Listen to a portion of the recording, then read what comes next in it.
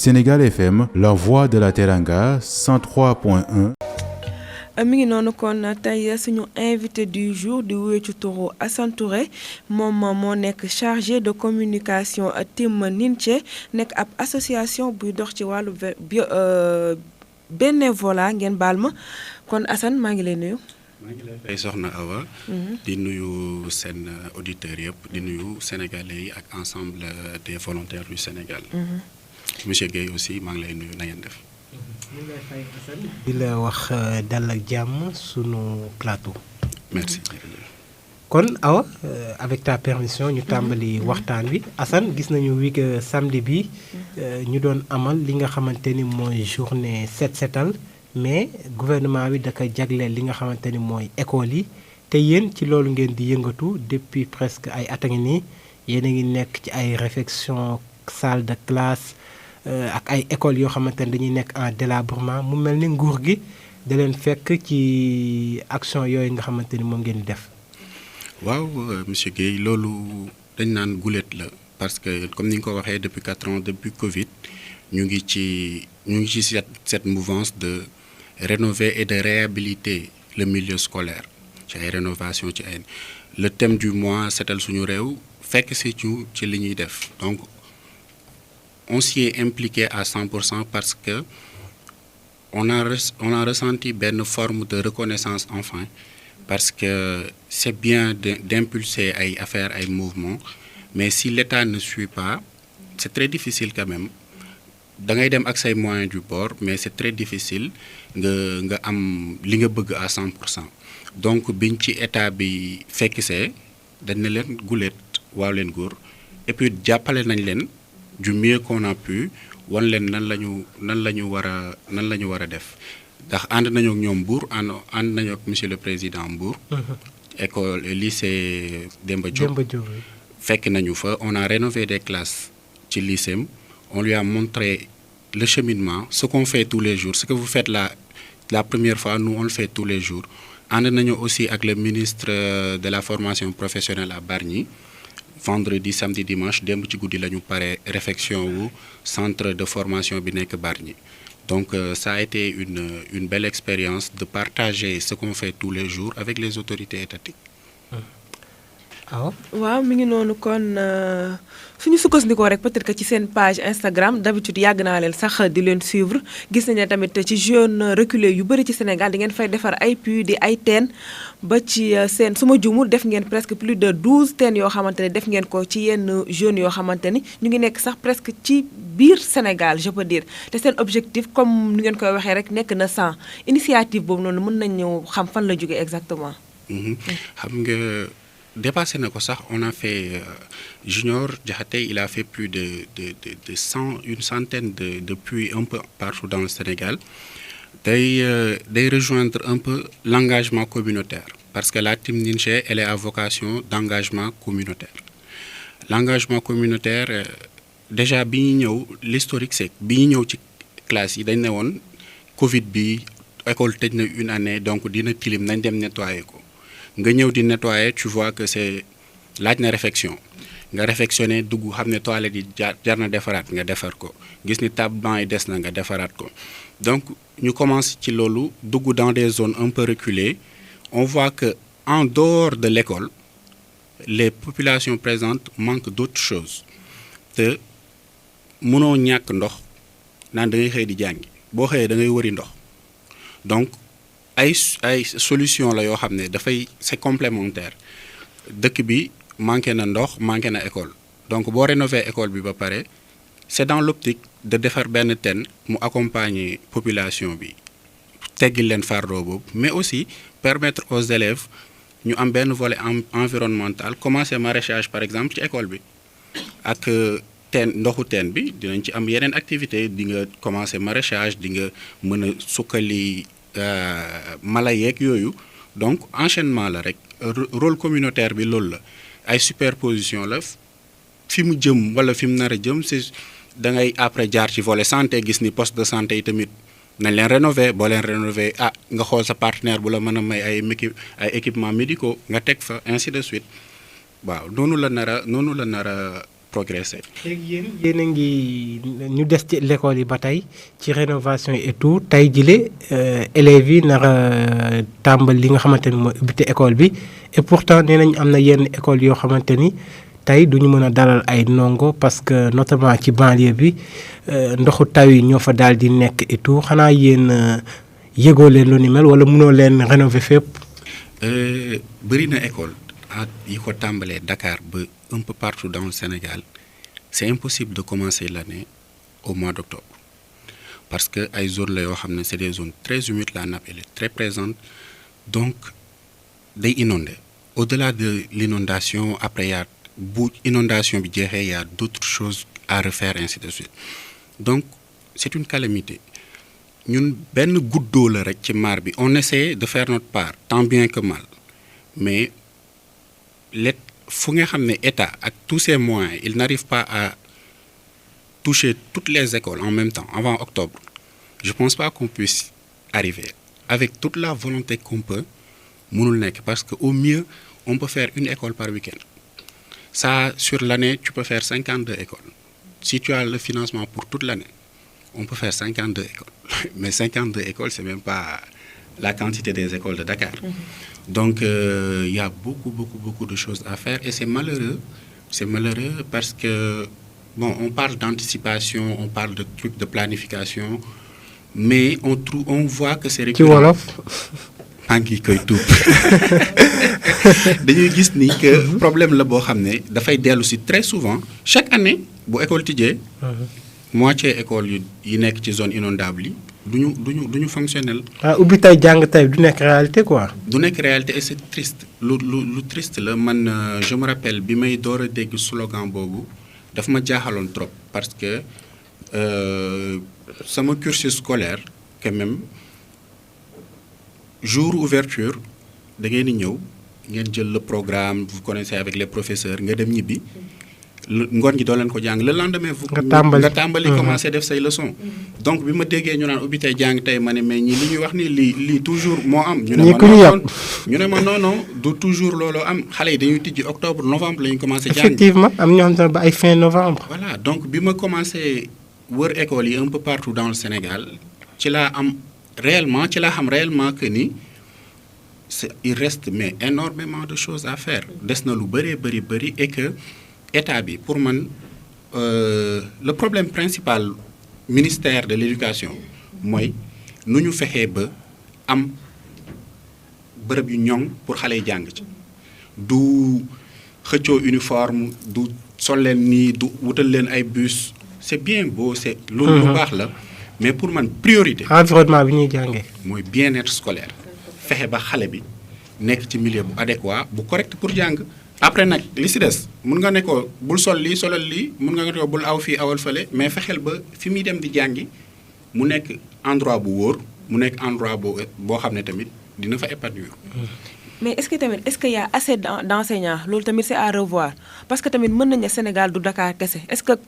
enseignants yi comme ça yi nga xamante ne daal doy na pour war a mën a jàngale ci zones yoo xamante ne c'est quand même reculé. waaw xam nga enseignants yi duñu mus a doy parce que boo demee ci zone yu reculé yi da ngay gis benn enseignant bu am classe multigrade day jàngale CI CP CE bon li koy xaw a may chance tuuti mooy élèves yi bëri wuñ noonu mais ba tey condition la yoo xam ne c'est assez difficile parce que souvent ci ay abri provisoire la mu yor classe multigrade dëkku fa ci dëkku àll bi lañ ko affecté pour mu fayee ko day passe dem ba beneen région pour donc problématique la enseignement des na quand même mais am na ay jéego parce que li ma ciy rafetlu mooy foo dem ci Sénégal village bu gën a reculé da ngay dem Sinthiou Daga nga xam ne boo sëkkatee da ngay dugg Gambie am na professeur yu ñu fa affecté ñu nangu faa dem par devoir patriotique dem fa yor xale yi di leen jàngal ci ay conditions yu difficile mais ñu nangu ko loolu donc progrès la loo xam ne la c'est quelque chose à saluer mais doyul parce que des na mais bon je vois que ñu ngi ci parce que chaque année nga dégg concours enseignement bi tijji jeunes yi di ci dem en masse donc vocation la boo xam ne day progresser nit yi bëgg nañ ko xale yi bëgg nañ ko donc dañ leen di ñaan rek di leen ñaanal aussi affectation yi aussi on peut dire que ça pose problème parce que da ngay gis benn jeune boo xamante ni peut-être que Dakar la xam wala Thiès la xam wala Mbour nga xëy rek ñu affecté la ci zone boo xamante ni amaana ci télé rek nga doon déggee yenn tur yi am ñoo xamante sax dañuy dem ba di préférer di jàngale ci privé bi que di dem di ci yenn zones yi. loolu problème la ci éducation problème la ci santé problème la feneen ak feneen mooy di ngay gis et c'est normal aspect la boo xam ne nit la da nga koy yóbbu ci lu mu xamul donc dina ko ragal du ci dem léegi nag pour man solution bi ci loolu mooy nga fexe ba inculquer benn engagement communautaire ci formation bi nga inculquer leen ko xamloo leen ni waa àll ba ak waa taax yi benn lañu condition bi mën na metti mën na difficile mais on s'adapte ndax nit ñi ñu ngi fa yeewu di fa dund di fa màgg di fa def nang loolu li koy mayee nag mooy ci ndawam wala ci biir formation am muy dem ay immersion di dem ay nangam parce que damay jël exemple toujours ci Timninché bi ñuy commencer réflexion yi Dakar lañu commencé on a l'exemple d'une personne je vais dire d'une personne boo xam ne biir Dakar li gën a sori fi mu dem Diamniadio la musul génn Dakaru da nga koy jël yóbbu ko ci àllu Kër Madi Dramé pour 3 jours mu dëkk ak waa dëkk ba di yeewoon doog ñoom di lekk li ñuy lekk di naan li ñuy naan bon premier voyage yi day metti ci moom day chaotique mais finalement da ngay dem ba après plusieurs voyages nit kooku noonu boo ñëwee ci dëkk bi bu ñu la waxul ni kii du waa dëkk bi doo ko gëm parce que adapté wu na acclimaté wu na xam na réalité yooyu kooku tey boo ko jëlee mu def formation ba pare nga ne ko dama lay affecté tel bërëb dafay dem naturellement parce que miin na ko xam na ko. à préparer. exactement donc xale yi nañ leen boole loolu. volet boobu nañ ko boole ci formation yi cette immersion communautaire cette immersion là ñu commencé jàng loolu xam ni benn la mais tant que demu fa c'est normal que mu ragal ko psychologiquement. yaa ngi ko doon wax léegi gis nañu semaine passée amal ngeen ndaje ak le ministre de la formation professionnelle di Moustapha Sarré ndax da ngeen di waaj a collaborer wala lan nga ñu mën a wax ci seen ndaje moom. waaw ci tànk yooyu la ñu nekk parce que team bi aussi école la centre de formation la ndax jeunes yi ñuy àndal bu ñu ñëw ab Alioune Gueye la journaliste la mais yëg na ni war na def dara ci réewam mu ñëw ñu ànd ak moom ñu boole kook benn chef peintre wala ñu boole kook chef carreleur bi wala ñu boole kook chef maçon bi wala ñu boole kook menuisier bi defar table banc yi am na fa lu mu fa jàng am na fa benn compétence bu mu fa acquérir à raison que muy dem am na fa benn expérience donc on a des jeunes yoo xam ne jàng nañ fa carrelage ñu ngi am ay chantier carrelage am na jeunes yoo xam ne jàng nañ peinture ñu ci bëri ci team bi seen kër bu ñu ko waree repeindre dañuy woote boy tey dama war a peinture kaay ñu xool un petit groupe ñu dem jàppale leen ñu peintural seen bopp seen kër donc seeni parents yi gis nañ que ni am na lu ñu acquérir léegi nag loolu noonu dañ ko bëgg a valoriser fexe tey ba les associations les trucs communautaires ñu fexe ba ñoom li ñuy former ci ay jeunes ñu am lu ko mandargaal tey ñu jeune boobu noonu nga xam ne def na engagement communautaire ñu jàngal ko carrelage ñu jàngal ko dara mu am ci certification mu mën a c'est pas forcément que dafa war a dem na école jàngi ko ñëw na non jàng na ko sur le terrain am na expérience boobu donc kooku war na mën a dem déposer certification am ni ko ki nga xam ne CFPT la génnee déposer et que ñu juger leen sur la pratique ñu mën a jóge ci monde associatif à travers monde associatif ñu jàng fa am fa diplôme mën liggéey à partir de ça day inciter tey jeune bi nga xam ne parce que du ñëpp bëgg école am na ñoo xam ne boo leen defar forme xëy di jàngi mënuñu ko bëgguñu ko donc bu ñu fa demee aussi du ñu am li ñu bëgg am na koo xam ne par la pratique la mën a jàngee kooku ñun bu ñu ko former par la pratique war na mën a dugg dans le marché de l'emploi valoriser loolu noonu ça va aider à absorber wala wàññi quantité de personnes bi nga xam ne ils sont pas formés dina ko wàññi bu baax a baax et c'est des gens yoo xam ne l'État peut les utiliser partout dans le pays sans am problème mu ragal affectation. Bon, ils vont réfléchir dans ce sens. Dinañ ko rafetlu. Idée bu rafet la da nga koy rafetlu. Ils vont travailler dans ce sens. On les attend. On attend aussi ministère de l'Éducation nationale, Moustapha Guirassy. On a eu à le voir aussi ci benn panel. Ainsi de suite ñu ngi daw ci ginnaaw ñëpp parce que y a une conviction mooy c'est l'engagement communautaire qui va développer ce pays-là. C'est par le don de soi, c'est par le patriotisme que ce pays-là va se développer. Mën nañoo former ku nekk mais bu amul patriotisme boobu tey boo ne ko demal village ba fële ginnaaw Kaolack daan la sawaay man Ndakaaru laay liggéey dew mu foofu amu fa mbokk xamu fa dara du fa dem wala bu fa demee it benn lundi la fay ñëw mardi mercredi mu jël week-end dem yoon. mais la moo tax mënoo leen am ay bon xaw ma ba xam am na mais question la mënoo leen am peut-être ay adhérents yoo xamante ne dañuy nekk un peu partout dans le pays ñu leen di teewal fu nekk ci réew mi comme ça mu gën a yomb wala. L'objectif final mooy démultiplier Team Ninja dëkk boo dem. localité boo dem. mu am ay engagés communautaires. voilà yoo xam ne ñooy jël en charge seen communauté parce que ñun bu ñu demee on invite les jeunes la population qui est là-bas les jeunes et les moins jeunes ñu ñëw bokk ak ñun activité bi c'est pour dugal loolu seen bopp xam ni li ñu jógee Ndakaaru ñëw ba fii defal leen ko yéen mun ngeen ko defal seen bopp donc bu ñu ñibbee école boobu noonu wala lieu boobu yéen ay continuer yor xool ko di ko saytu bu amee lu ñu ci war a defaat dañ ko yéen a ko ci defaat parce que on en a profité pour former leen ci les techniques de peinture on a profité pour former leen ci pose carrelage ainsi de suite donc lii nii ñun waruñoo ñëwaat di ko defaat fii tax yéen a ngi fi vous le faites pour votre communauté pour vos petits frères et pour vos petites sœurs loolu mooy l'idée générale loolu la mooy fexe ba dëkk boo dem suuxat loolu ci seen xol fexe ba ñoom ñu am cëslaay boobu ñu am loolu nga xam ne ñoom ñoo koy def et puis ñoom ñooy demaat démultiplier ko loolu mooy ñun suñu leitmotiv loolu la en fait. mi ngi nii récemment aussi gis nañ fële ca Kayel def ngeen fa aussi ab salle de classe ab toilette aussi te bi ngeen ko fay fekk amaana sax benn abri provisoire la nekkoon ma bëgg a xam nag yéen est-ce que association bi rek ci seen moyen ngeen di basé wu pour di def yenn dons yi ou bien am na ay partenaires yu nekk ci ginnaaw. waaw souvent fu ñuy dem di def classe ay abri provisoire ñoo fay nekk ñu fexe nu ñu fa defee classe toilette yi aussi c'est très important avant de répondre à la question j'en profite pour école bu ñu dem loolu mooy doon priorité bi parce qu'on a remarqué que ni xale bi boo amul ay sanitaires yu adéquat du sawar a jàng si wala day ñibbi këram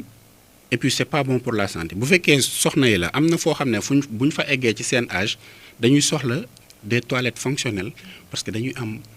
am besoin boobu dal nañu fii à Dakar lycée Blaise Diagne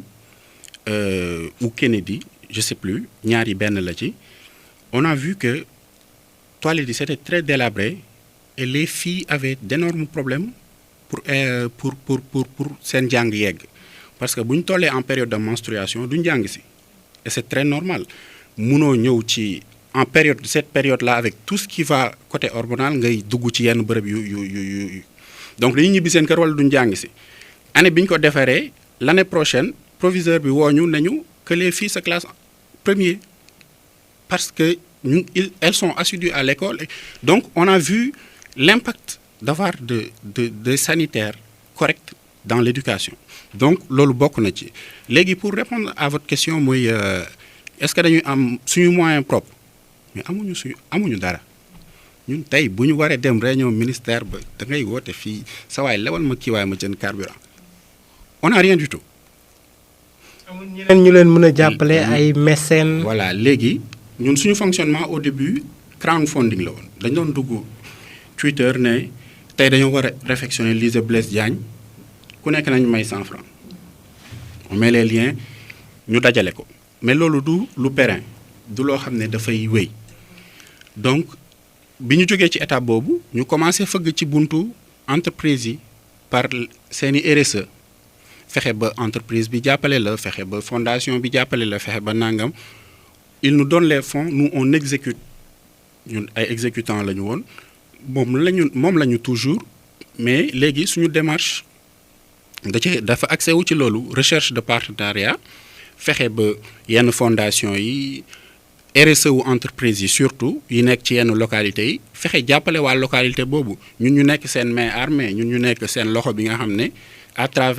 travers ñun dinañu réaliser des choses dans la communauté surtout du point de vue scolaire et communautaire. daanaka liñ dese ci ay simili yu néew la